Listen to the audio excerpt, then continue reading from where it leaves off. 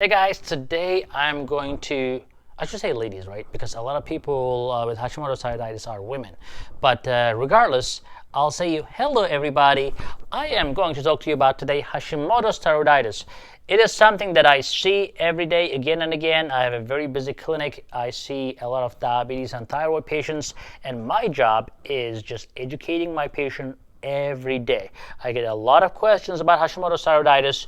People are always come to me with some misinformation. I don't know where they get these, but I'll tell you, I'll give you some clarifications about Hashimoto's thyroiditis.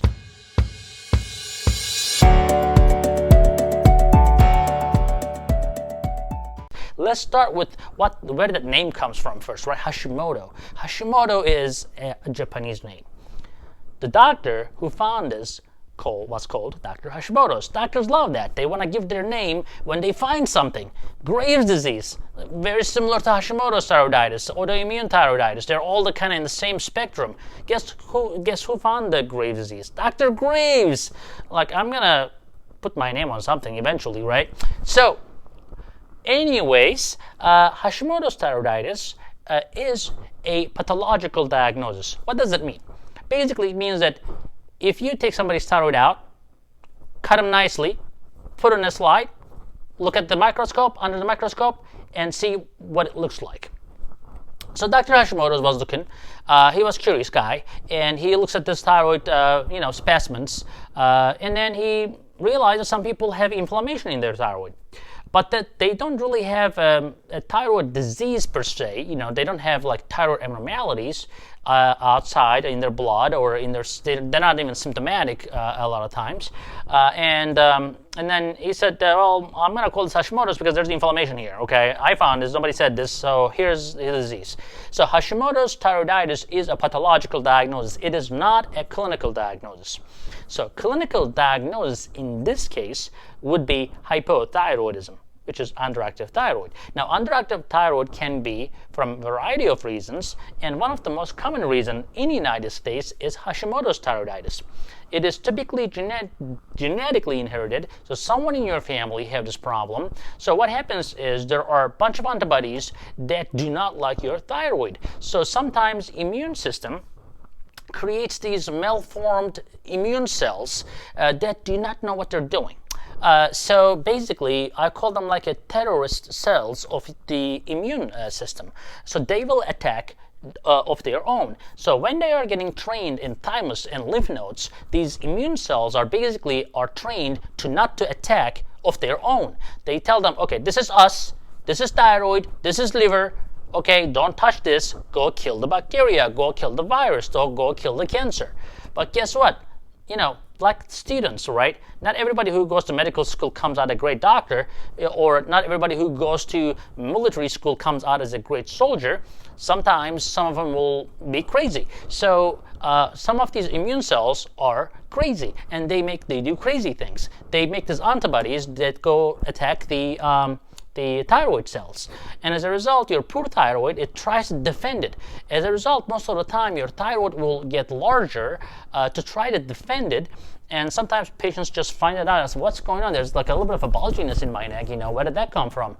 And they come to me and we test them, bam, they have Hashimoto's thyroiditis. So, and then the very common misconception there is, they will say, well, I have Hashimoto's thyroiditis, I have these symptoms, but then we check their antibodies are positive, and their thyroid function is normal. Now, for a patient, that's very difficult to understand. So basically, just because there's some rust on your car doesn't mean that you have to replace your car, right? So, your car is subject to environmental damage, UV lights, all sorts of scratches. Things can happen to your car, or there may be a little underlying things going on, under the hood. But it doesn't mean that you have to just change parts, or you just have to do something about it. So similar to that, in our body, sometimes some certain inflammations can happen. Like when you run, your muscles will be inflamed. When your joints will be inflamed. So that's why you need to rest. Your body regenerates. Now, in the thyroid situation, the thyroid is always under attack, but the attack is kind of a mild. As a result, your thyroid continues to function and your thyroid levels look okay. Now, we're going to talk about the thyroid interpretation of thyroid function tests in a different video, because that's extremely important to understand. And I want everybody to understand this, because there's a lot of non-endocrinologists out there. They call themselves hormone doctor or wellness doctor or whatever the name they put themselves, except they do not have endocrinologist before their name. So that's a problem, because they create their own ideas, and that's not good. These are like the immune cells that come out wrong. Those doctors just come out wrong from the medical school. So they have to understand what's exactly going on and not treating patients inappropriately. Now, so of course we start treatment on a lot of patients with Hashimoto's thyroiditis, but most of the time when we diagnose you with Hashimoto's thyroiditis, you already had it for probably 10 years and you didn't know. Now, what happens is, here's the bias. People start having certain symptoms, and the first thing to check is this, and then, antibodies come back positive. And then, before they even think about anything else, they just jump to the conclusion that all of their symptoms are due to these antibodies. Well, that's wrong. You have to really keep an open mind, because if I start ordering stuff, I can find a lot of things wrong in your body. And then you're going to be like, okay, well, what is really causing my symptoms then, right? So just because you found something doesn't mean that that's the exact cause for all your symptoms. So you have to be really careful about this. Now, we're going to talk about Hashimoto's symptoms in a second, but I want you to really understand that just because you have positive antibodies does not mean that you have to be treated with a hormone. Now, there are treatments that you can do to treat Hashimoto's thyroiditis, although they may not be 100% effective, which we'll talk in a second. But you need to understand that positive antibodies does not equal to a hormone replacement. That's number one. Number two, what we can do about this Hashimoto's thyroiditis to reduce the antibody levels. They studied this. They studied this 100 times. Do you think that they didn't study this? Of course they did. And there's really nothing that actually can literally change antibody levels. They talk about selenium, vitamin D, zinc, etc. I mean, you can try. I don't think that's going to make a big deal about it. When we give people selenium or when we give people some other vitamin of some sort, they feel better.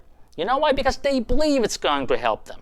When you blind them, when you do a double-blind study and you give somebody a placebo and give somebody selenium, and then they don't know what they're taking, and then when you ask them what happened, and then both groups say they felt great. So now, and then as a scientist, we kind of scratch our head. Wait a minute, this selenium, is it really working? So as a result, there's a lot of mumbo jumbo out there. Now, the symptoms of Hashimoto's thyroiditis. So it can happen in a way, for example, like some people feel like tired, they will feel like a foggy mind, they may have some other gastrointestinal problems. But the bottom line is that these symptoms do not necessarily get better when your antibodies change. So as a result, you cannot really say that reducing antibody levels will really do anything. Now, reducing antibody levels, does that also reduce the chance of progression of thyroid disease to a level where you need replacement? We don't know that either. So bottom line is, I think to keep your immune system healthy is the most important thing. So to keep your immune system healthy, you have to have a healthy lifestyle. So typically immune system will respond to environmental factors. So if you have a lot of toxic things coming to your body through your food and through lack of exercise, through lack of sleep, and you're always under inflammation state in your system, of course your immune system will be aggravated. And as a result, everything that has to do with the immune system will get worse.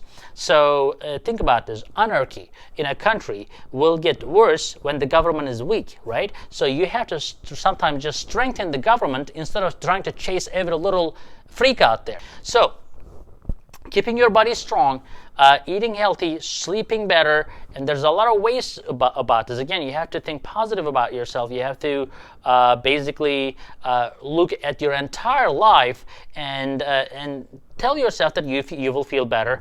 tell yourself that you will eat better. Tell yourself that you're going to sleep better. That's for your overall health, including your immune system. And I think you are going to do well. When I tell this to people and they really buy this idea and listen to me, they end up doing well.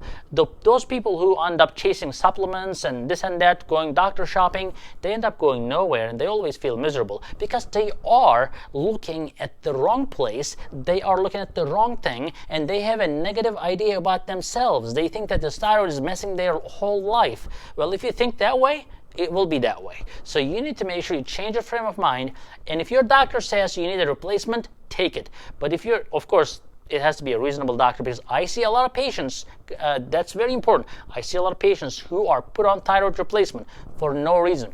They end up coming with palpitations, anxiety, hair loss, excessive weight loss, all sorts of side effects, even bone loss, fractures. People come to me with all these problems. When I ask them what happened, they say, my doctor said you have positive antibodies, here's your thyroid hormone.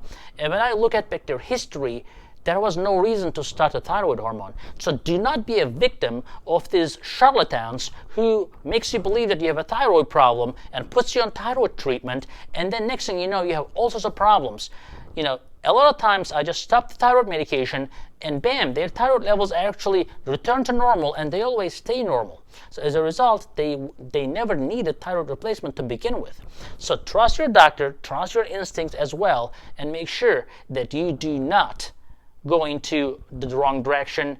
And I hope this video helps in understanding Hashimoto's thyroiditis and treating Hashimoto's thyroiditis. And if you have any questions, feel free to put in the comment section, and I will try to answer your questions as much as I can.